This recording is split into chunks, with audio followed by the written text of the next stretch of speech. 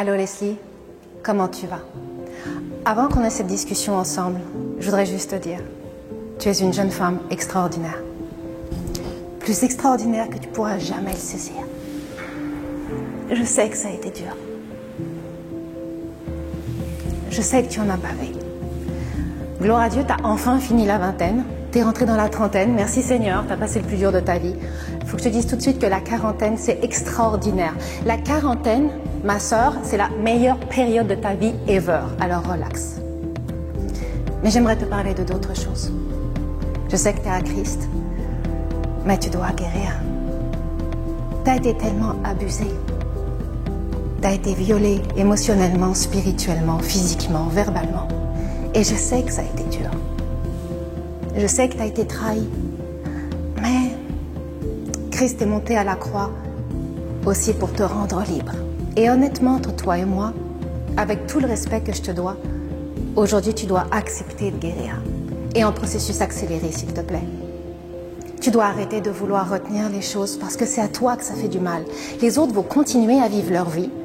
Les autres vont rentrer dans le plan que Dieu a pour eux. Les autres vont exactement faire ce qu'eux veulent faire et toi tu restes toujours là. Tu vaux mieux que ça. Tu vaux l'amour de Christ. Et Dieu t'aime tellement. Et aujourd'hui, du haut de mes presque 45 ans, je voudrais juste te dire, c'est cool de pardonner, entièrement. Et c'est encore plus cool de laisser ton cœur ouvert à l'amour. Tu n'as pas besoin d'avoir beaucoup d'amis. Et tu sais, ceux qui disent que c'est pas normal, que tu n'aies pas beaucoup d'amis, ils ont tort. Parce que tu le sais, les amitiés, ça demande du temps. Les amitiés te demandent de l'investissement. Mais je veux te dire, quelle femme extraordinaire tu es. Dieu a mis tellement de richesse en toi. Dieu a dit quelque chose à ton propos.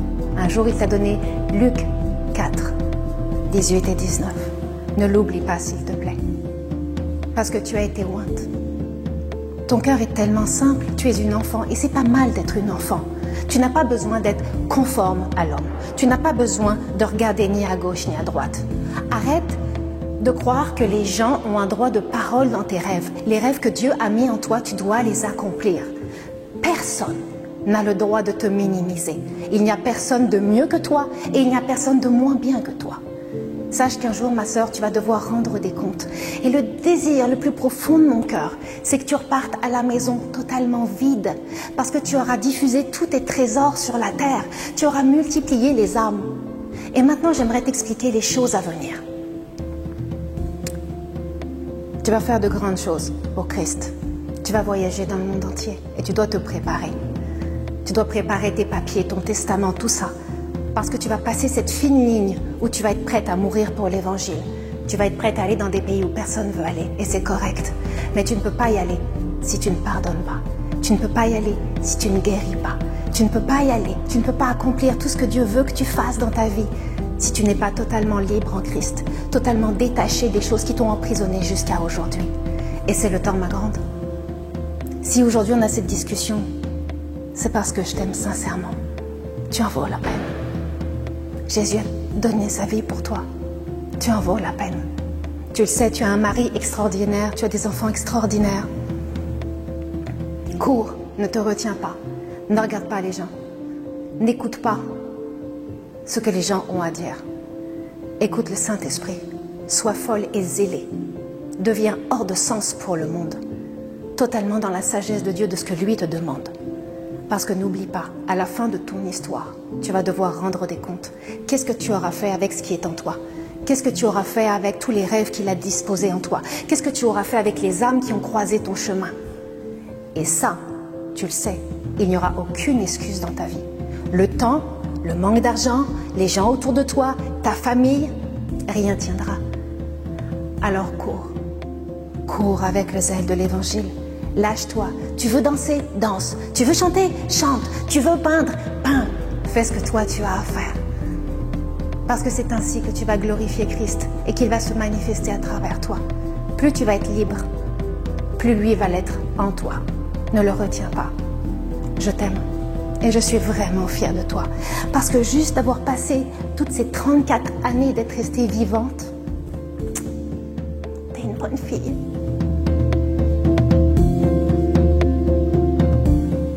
T'es une bonne mère.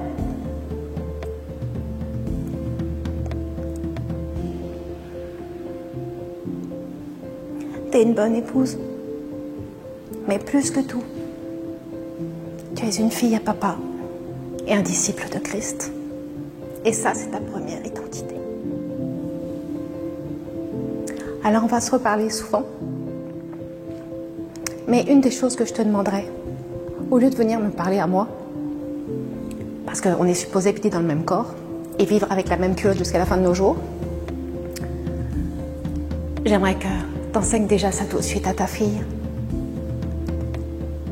et aux autres enfants autour de toi et aux adolescentes aussi et aussi aux femmes dans la vingtaine parce que leur vie est tellement compliquée. Transmets le message, transmets l'héritage afin que chacune nous puissions être libres en Christ. Amen. Alors je t'aime et je te dis à bientôt.